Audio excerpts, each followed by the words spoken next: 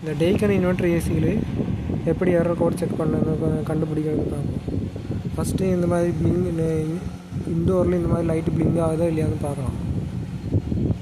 இந்த மாதிரி பிளிங்க் ஆகிட்டு இருக்கும்போது மட்டும்தான் நமக்கு எரர் கோட் செக் பண்ண முடியும். அதுக்கு ரிமோட் எடுக்கணும். ரிமோட் எடுத்துகிட்டு இந்த கேன்சல் பட்டன் கொஞ்ச நேரம் ப்ரெஸ் பண்ணி பிடிக்கணும்.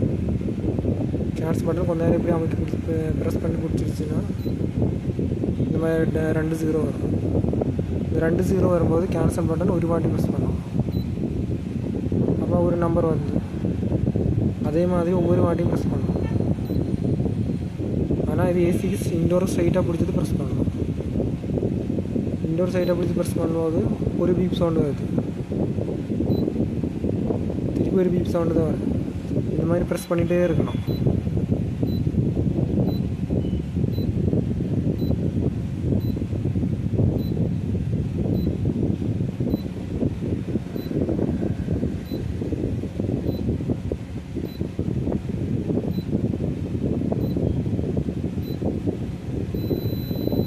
இந்த லாங் பீப் பண்ண வரைக்கும் எதுக்கு தான் லாங் பீப் வருதோ அது வரைக்கும் ப்ரெஸ் பண்ணிகிட்டே இருக்கணும்.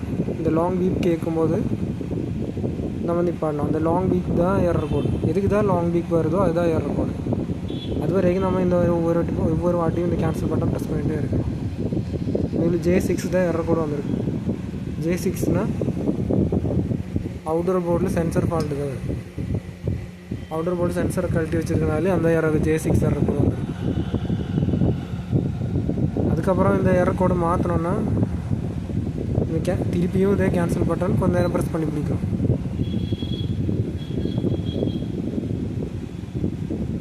அப்போ இந்த எரர் கோடு ஆஃப் ஆகிடுச்சு. இது எதுவுமே பண்ணாமல் சும்மா விட்டாலும் எரர் கோடு தனியாக ஆஃப் ஆகிடும். கொஞ்ச நேரம் பொறுத்து அதுவே ஆஃப் ஆகிடும். அதனால் அது பிரச்சனை ஒன்றும் கிடையாது.